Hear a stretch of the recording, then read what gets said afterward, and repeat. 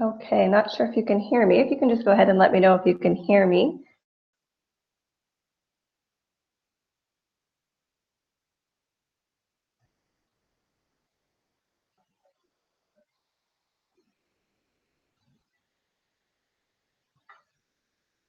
And we should be ready to get started here just momentarily.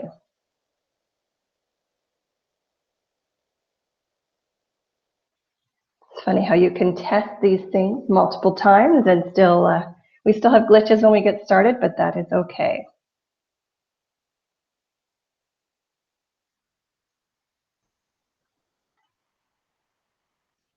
Okay, so if you can see and hear me, please go ahead and add that in the chat box, and we are going to get started. I want to be mindful of everybody's time to take up too much of your day.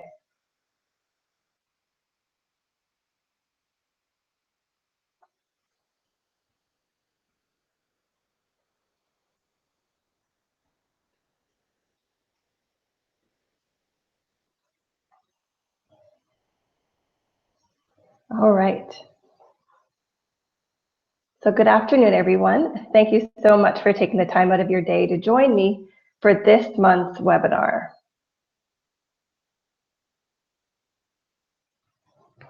I want to be mindful of everyone's time, and I ask that you post your questions in the chat box to the right, and I will respond at the end of the webinar.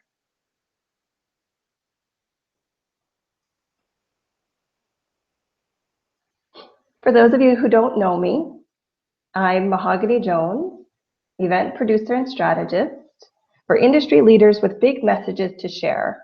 I produce branded, bold, buzzworthy events for clients who do more than just inspire people. They transform and promote change. I listen to their vision and make it happen on time and on budget. Any sound? So let me just make sure that everybody can hear me before we continue.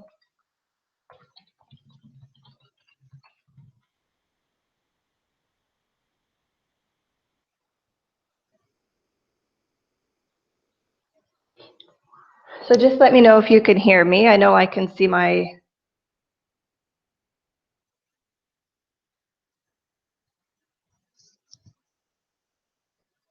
Can you refresh the page?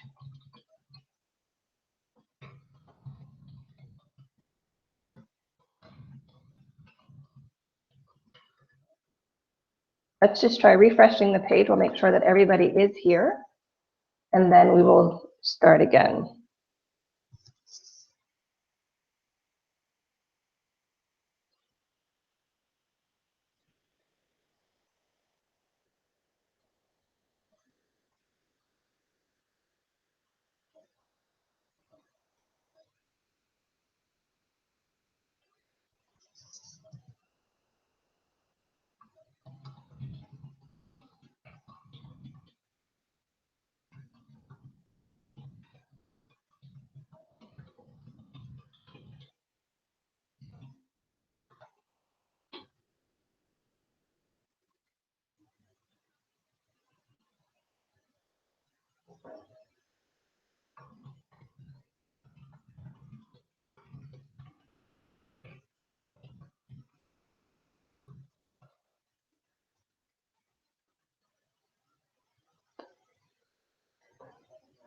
So if anyone can hear me or see me, just let me know.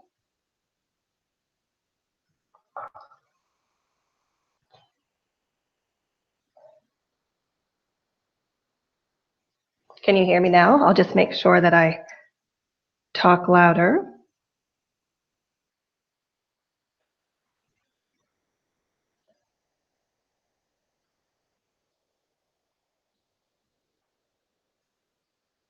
Do you have any sound there, Sharon?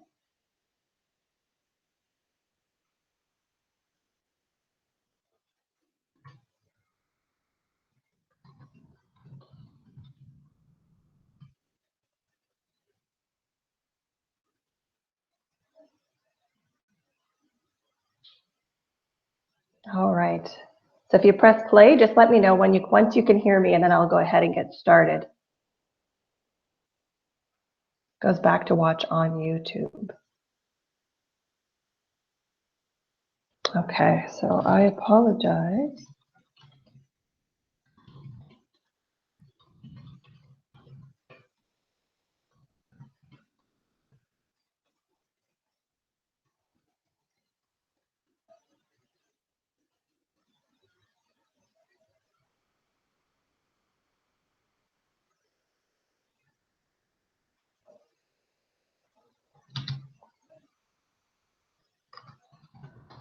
I can actually still see and hear the presentation on my external monitor.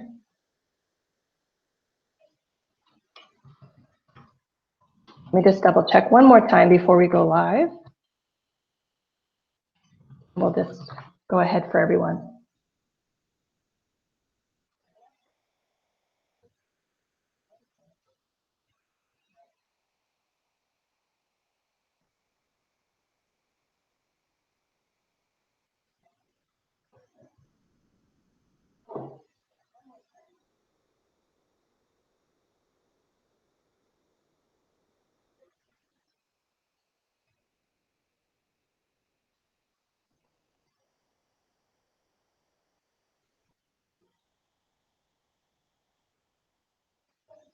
Can anybody see or hear me? I'll just continue and then we'll.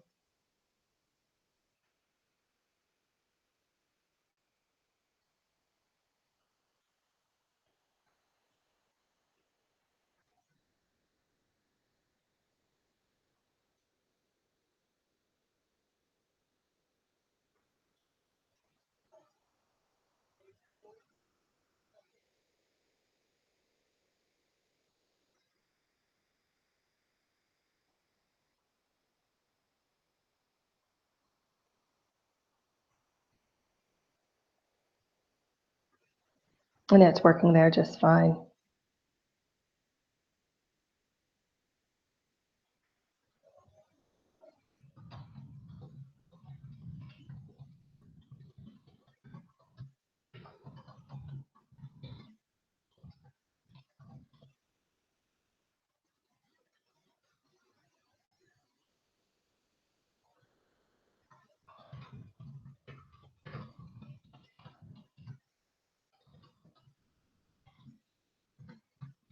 I will check back here for any questions.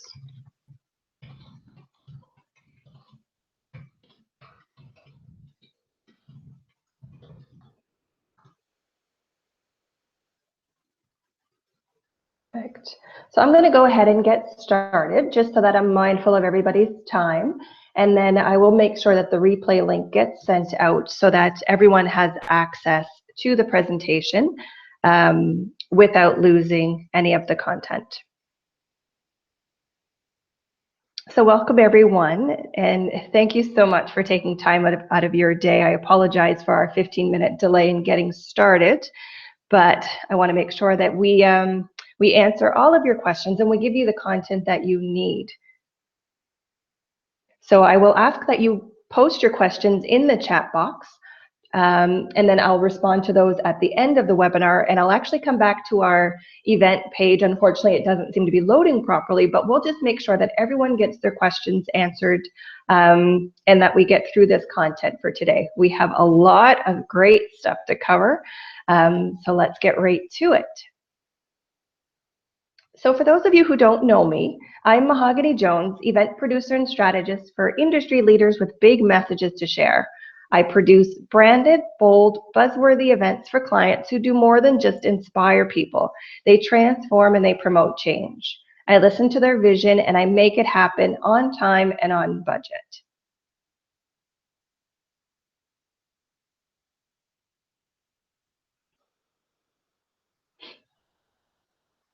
So what is the biggest challenge when it comes to actually producing your events and making sure that you get bums in seats? A lot of things that have come up through the questions that we asked before the webinar were things like, how much promotion do you need to do? How early should you be sending out your promotions? Even things right down to, how do we know if an event is actually valid? Great questions. We're going to go through those a little bit today so that we all get an idea of how we can take these steps and apply it to our events to make sure that no matter what kind of event we're producing, that we're producing one that is sold out for our audiences.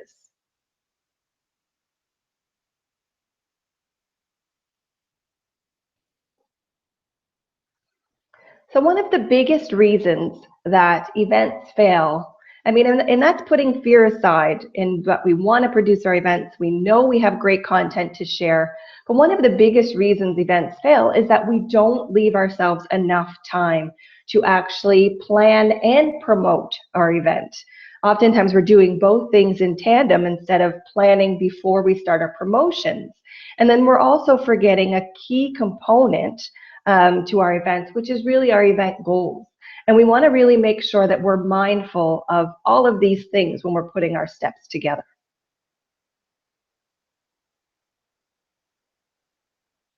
To the sold out event really happen after the validation process. So you already know that your event is one that your attendees want and one that you actually want to produce. I mean, it's very important that you also want to be present at that event. So step one to a sold out event begins with the event mission statement. For me, this is really how I avoid the overwhelm and the shiny object syndrome. So if it's not within your mission, I don't do it. So step one, start with your goal. Why are you hosting an event? What is the purpose of the event? Why should people actually come to your event? Who is it for? Instead of really thinking about our event from the mindset of the planner or the host, who is it really for? We need to plan our events with our attendees or guests in mind rather than to or for our attendees. Oftentimes, think inside our own heads and say, this would be a brilliant event. I know people will attend, but we really want to be mindful of the attendees and the end result that we are planning for instead of just going ahead to produce an event.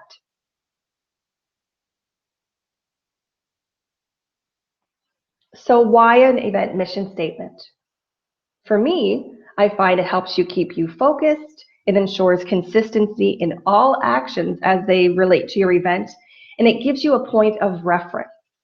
So knowing your event mission, it limits the shiny object syndrome and choosing elements that are not reflective of what you set out to do. So that when you're choosing your speakers, you're not going to look at things for notoriety, things that won't help your event, things that are not aligned with your event's mission. I mean, sure, we'd all like to have the Gary V's or the Lisa Nichols or even Steve Harvey at our events. But if having them strays from your vision, your time and energy, the same can be applied to your venue. So if you're looking for a creative and a collaborative location, if you choose a small space and a setting where everybody is sitting in theater style or in a way that they can't really easily connect to each other, then that too goes against your mission statement. So what exactly is an event mission statement?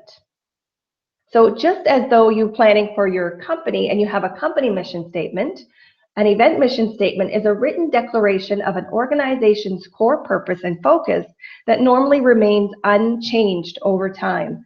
A properly crafted mission statement serves as filters to separate what is important from what is not. It clearly states which markets will be served and how, and it communicates a sense of intended direction for the entire organization. Or in our case, it shows us the intended direction of the entire event. A mission statement is different from a vision in that a mission is the cause and the vision is the effect. A mission is something to be accomplished, a purpose, whereas a vision is something to be pursued for that accomplishment. So what makes a good mission statement? So they're not long-winded goals or lofty strategies, and they're not essays. They're 100% about what you want your event to be. When you read it out loud, it should only take about 30 seconds at most to share your mission statement. So I'll share a couple of great examples of mission statements just to get your idea around how you position your event.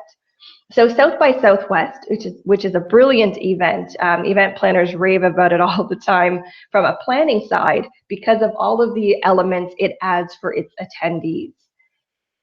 For South by Southwest is that they acknowledge and take responsibility for our environmental impacts. We work hard to demonstrate leadership in our efforts to integrate principles to environmental sustainability into our organizational practices. By promoting awareness of the environmental impact that our actions have within our corporate culture, we hope to find solutions that limit and minimize the environmental effects of our operations and events. And everything they produce ties back to this experience that they're creating for their attendees.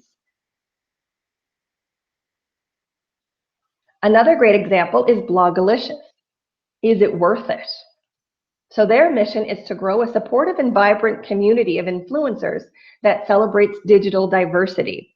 And they share their objectives in a threefold explanation. So to be the go-to destination and resource for influential multicultural women social media enthusiasts from all over the world to collaborate, connect, and uplift one another.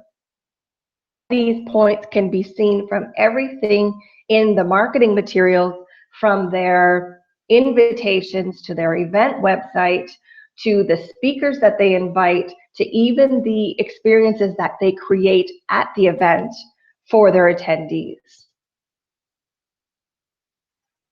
A final example I'll share is with Pendulum. So they actually claim to be the world's leading business and self-empowerment summit. On all of their materials, and it's written on their event website, on any promotional piece that they put out, on the sponsorship package that they send. And their mission is stated also on their website as Pendulum Summit is a transformational event where leading inspirational minds from all industries and professions gather to stimulate innovative and visionary thinking that catapults them into a realm of authentic success. Very wordy. However, everything that they produce for this event is in line with this vision. They have highly sought after speakers that fit within this description. And all of the sessions that they produce also tie back to each element that they have put out in their mission statement. So that brings us to step 2. And we're going to look at the critical path. Now that you have your event mission statement and you know what it is you want to produce, let's go to the critical path. And this is where we kind of keep everything together so that we know our event is moving along a timeline that we expect. And key milestones that we want to put into our critical path or checklist are things that are event related, obviously, things like your event dates. When is the website launching? When does your registration open? When do your promotional campaigns begin? Payment schedules for your venue, for your speakers, for your workbooks, for your registration items, anything that has a payment tied to it and a date, you want to really put that into your critical path. You also want to put things like content creation into that critical path. When do you need your outlines created by? When do you need your final presentation? What about promotions? Are you running any paid or free promotions? All of these pieces, you really want to make sure that they're in your critical path so that nothing gets forgotten and that we, again, avoid that overwhelm. You don't want to have to be guessing about what has to be done when. All in there. And I know I spoke a little bit about promotions and when you should be promoting your events, and we'll dig into that a little deeper. But for now, when you're really getting clear on your critical path, you want to include some of these key milestones. I also like to include things like non-negotiables. So things that I absolutely have to have that represent me or my client and what reflects our brands. So that could be anything like experiential elements. So what type of setup are you going to have? Is it non-negotiable that it's not at a hotel? Is that reflective of your brand? You want to really put that in there so that you know what types of things you're looking for and things you're going to have to consider. What are the number of attendees? You also want to get very clear on that as well. Are you looking to produce an event for 20 people? Are you looking to produce an event for 100 people?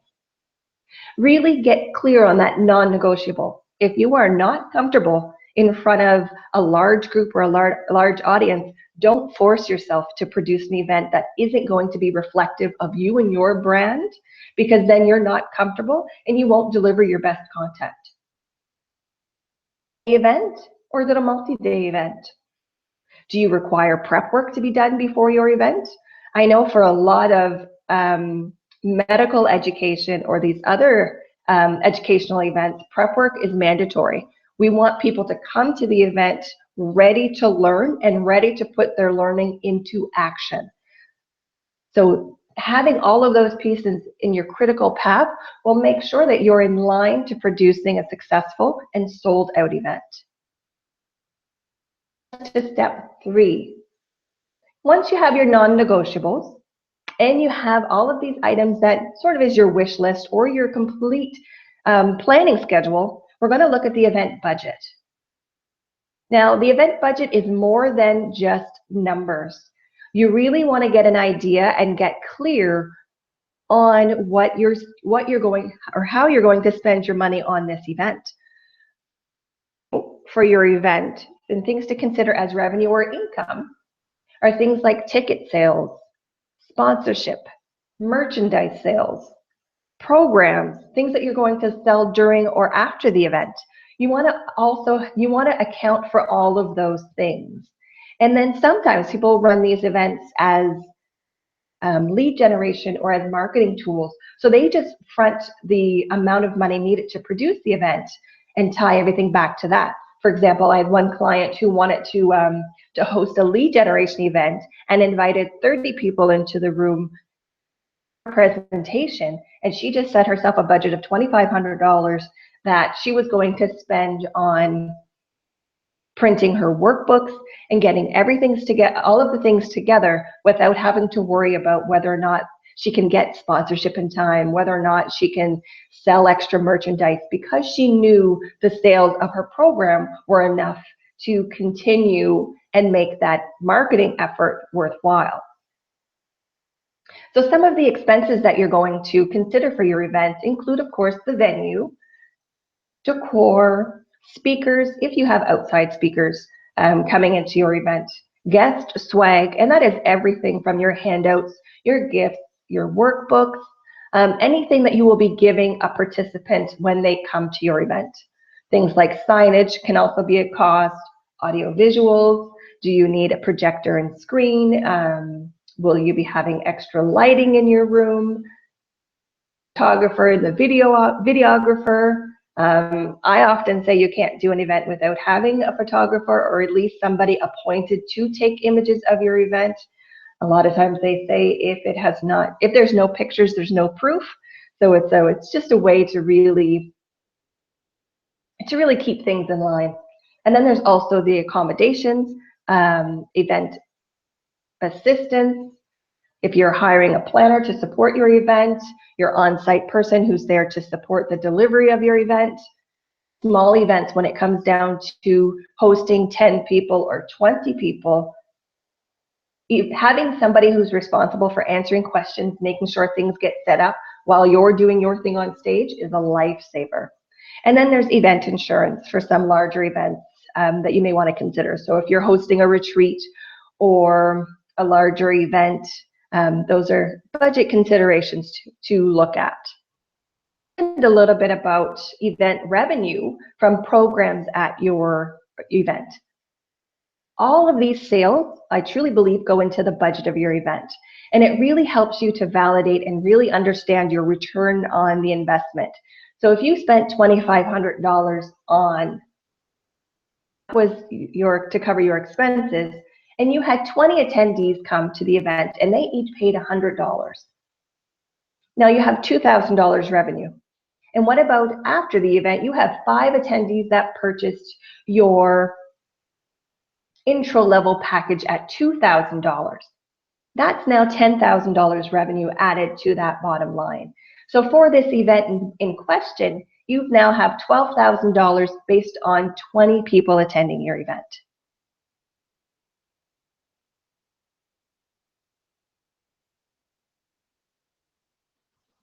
Step 4, the fun part. We're going to get into the event marketing and how will you actually promote your event.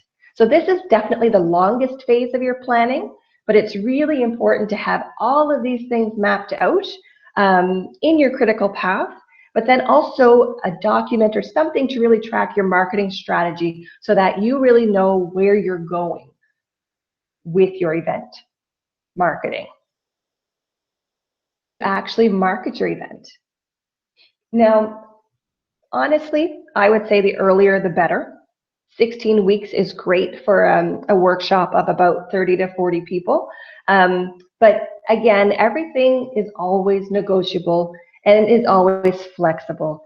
That is part of being an event planner and part of hosting your own events. You really want to be flexible. In my opinion, what really works well is having 50 to 100 touch points. And that's everything that you do to promote your event along the way, from the pre-event to the post-event, to make sure that you stay top of mind with your ideal client and your audience. So when I say how long should you promote, you want to give yourself enough time to really be in front of your audience in the pre-event phase, during the event phase, post-event phase, with at least 6 to 8 touch points per phase. So when they talk about touch points, that's different types of content that you can share with your audience. And in your marketing campaign, you want to include as many touch points, like I said, as possible. So I'm going to list 5 ways that we can promote our event. And then I want you to really consider your own campaigns, because most of these things you probably are already doing. So within your marketing strategy, you have 2 main types of content to share. You have the informative content, which is your event purpose, the date, the location, the price. And then you have things that are buzzworthy, key elements that are part of you, which makes your event special. And these things can be anything from the speakers, the host, if that's you, the experience that you're trying to create, the message that you're sharing, and all of those things that go with that event to make it special. So one of the key ways that I find most effective and to be honest, email marketing, I honestly believe, is still king when it comes to converting for ticket sales.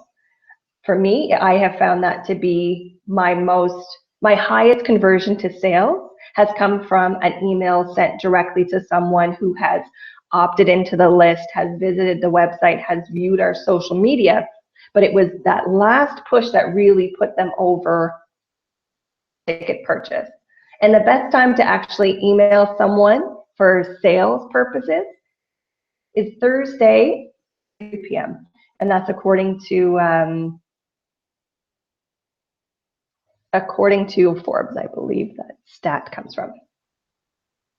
Obviously would be social media. So again, when we're reflecting on our 2 types of content, where you are already, I'm not suggesting that you go out and you start every social media platform that you think that you should be on. You really want to focus on where you are. So if you're on Facebook, if you're on LinkedIn, if you're on Instagram, focus there on types of content.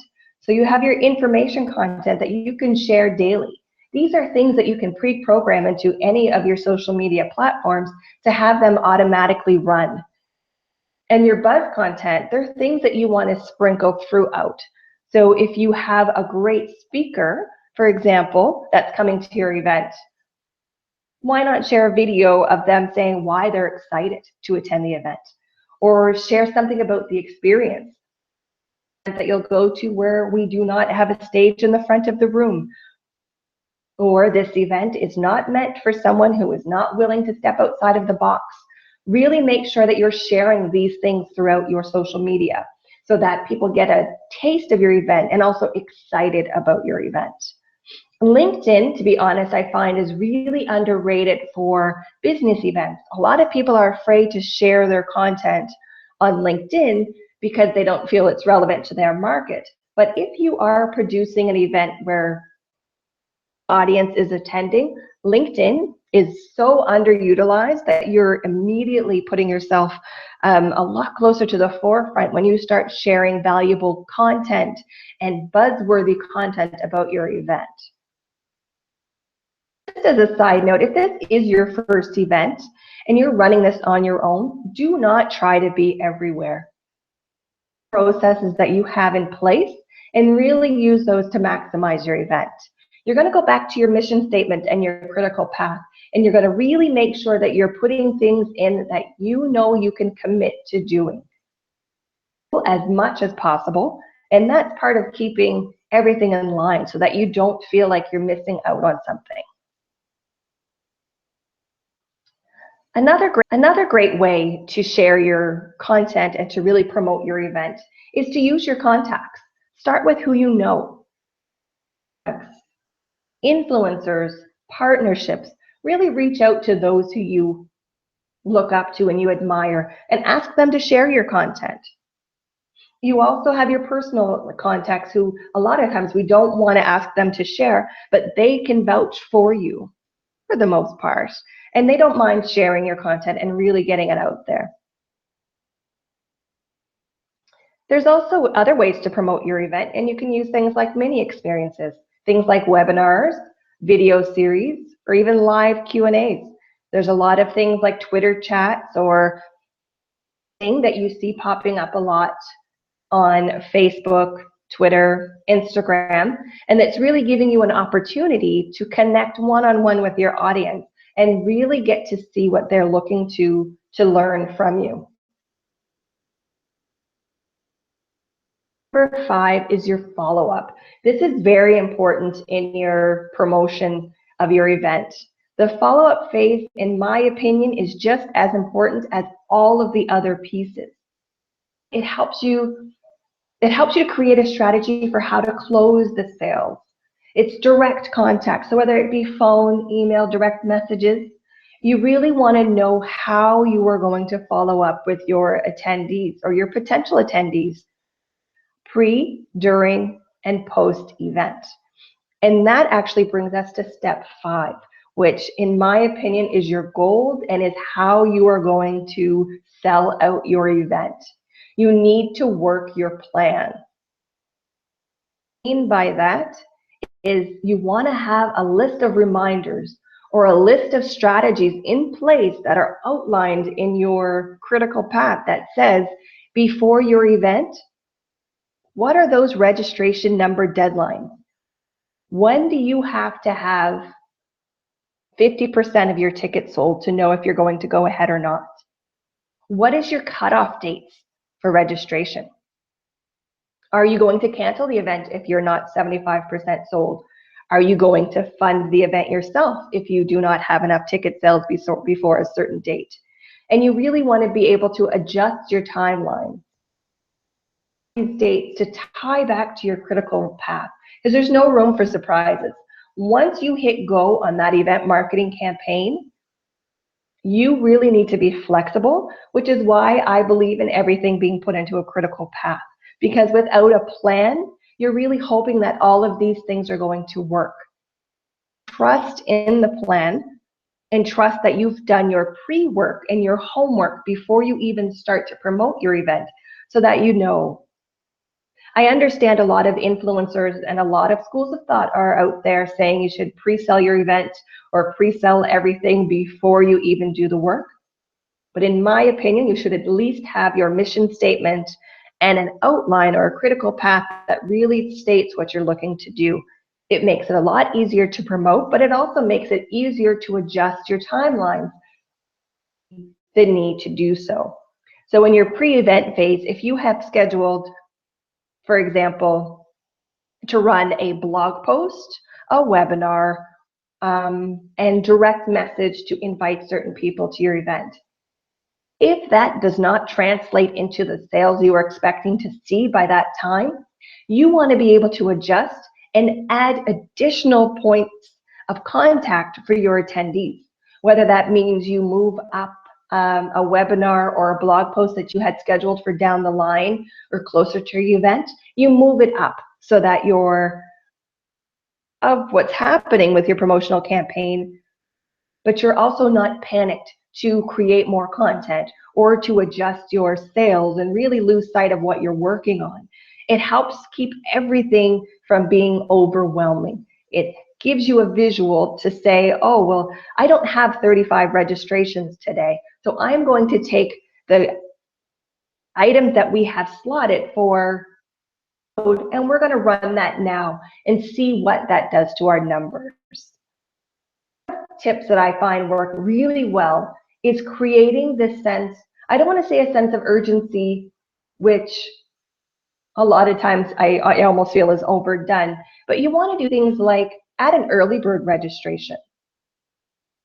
And even better than that, an early bird registration with a firm deadline. So for example, if you have an early adopters price, you can have that early adopters price open for 24 hours. Your early adopters price, you can still have a pricing structure that says you offer a 10% discount if you register before this date, and then no more discounts after a certain date. Once you advertise those deadlines, do not go back on your word. When I often see people post an early bird deadline, and then year after year, people get used to knowing that, well, that early bird deadline will be extended right up until the event if you ask for it. But you really want to set precedents for your event, especially if it's your first one, that you are sticking to your word and that this early bird deadline is in fact that. Register by this time, you do not get that discount. And that brings us to during the event. So what should be happening during your event to make sure that it continues to promote? You have your hashtags that you already outlined in your critical path. You have your mission statement that has been shared throughout your campaign. You really want to drive it home so that those who weren't there get a chance to taste a little bit of what's happening on site, whether that be live tweeting or sharing on social media like Facebook, going on to Facebook Live for a portion of your event, really showing people what is happening. And that's also asking those who are at your event to share their testimonials, to live tweet about the event, to share their experiences with others. So you really want to take note of who's taking feedback at the event, who's watching the room. That's why I often say you should have somebody else on site taking care of the details in the room, so that when you're delivering your presentation or you're listening to your speakers deliver your presentation, it's happening and you know what's happening when.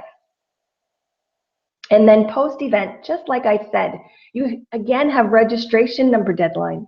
Are you selling a program after the event? How many programs do you need sold to hit those revenue targets? And if you haven't hit that deadline 2 weeks after the event, you want to be flexible again. Does that mean you run another recap video? Do you do another reach out email sequence? You really want to have all of these things lined up so that nothing again is a surprise and that you're ready for this follow-up sequence. Cue cards, I find, is one of the easiest ways to stay top of mind after an event. Sending a card that says, thank you so much for attending. I appreciate your taking the time out of your day to attend my event. We hope you'll join us again next year. That is why you see a lot of ads that happen after an event, so that people, when they're in the high of being at your event, they are more likely to purchase on site before they even leave for the next event than they are when you follow up with them after the event.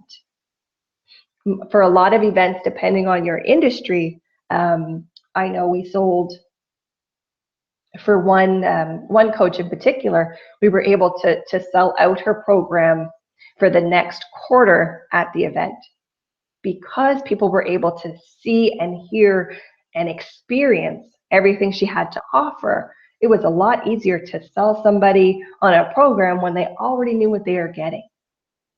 But then we've also had events where, unfortunately, sales did not go according to plan, but we already had our strategy in place so that we knew that we did not hit our target on site, that we were going to add an additional call campaign after the event and get on the phone with each person and ask them, why did you attend the event? Thank you so much for attending. What did you take away from the event? And then also dig deeper. What would have encouraged you to buy on site, so that we add all of this information to our planning schedule so that we know what we are prepared for in the future. And we also know how to be better prepared to sell from the stage or from the event next time around. So I know that is a lot of information. I always say it's so many ideas, but so little time. But you really want to think about your event in a step-by-step fashion. And you really want to just remember that sold-out events are not somebody who has a larger list, or easier for those who have a larger following. It's really all in your strategies and your promotions and how organized you are in planning that event. Sold-out events oftentimes take a lot more touch points because you are building relationships.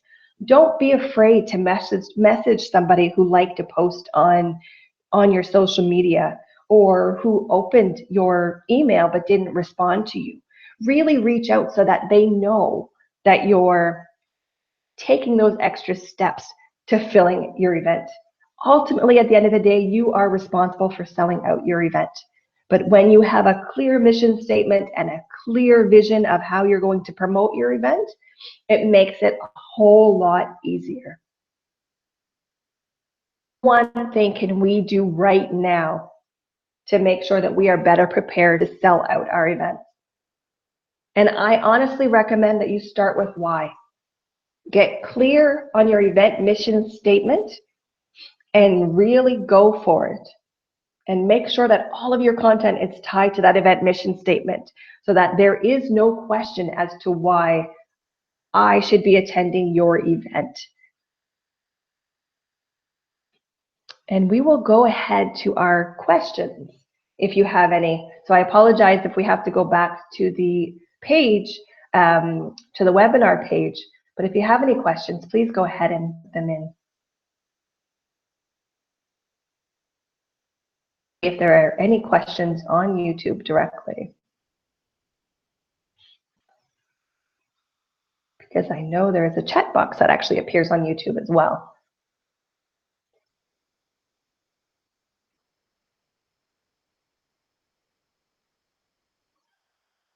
I'm just going to give it a second to load, so it's a little bit slow on my system.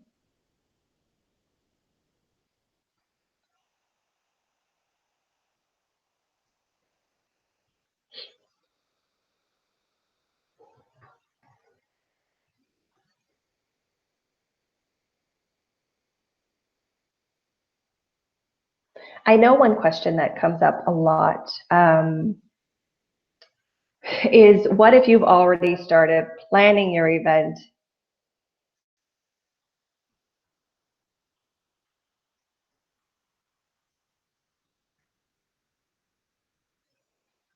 What if you've already started planning your event and you're seeing that you're not gaining any traction? When is it too late to pull the plug? We recently ran into a situation with a client who was not happy with the numbers that she had for her in-person event and the event, but she did panic. And I honestly think panicking too close to the fact led to going into reactive mode instead of proactive mode. So that is why I say really get clear on your numbers and really understand what it is you want to put out there.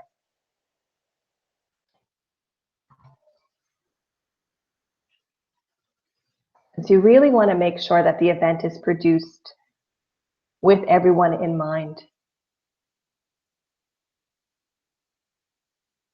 That's great.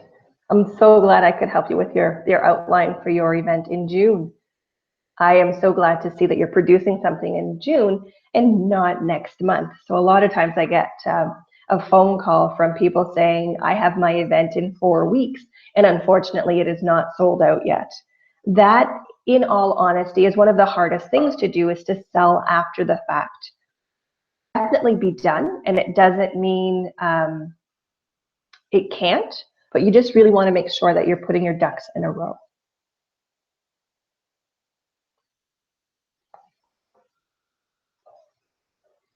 I also work from an event marketing checklist that I would be happy to share with you and anyone else who is online watching.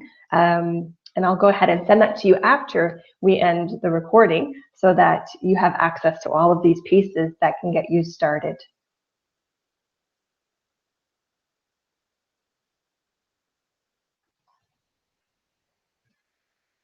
Perfect. Well, if that is all the questions that we have for now, I'm going to go ahead and end the broadcast, and I look forward to speaking with all of you soon. If any more service to you, please do not hesitate to reach out.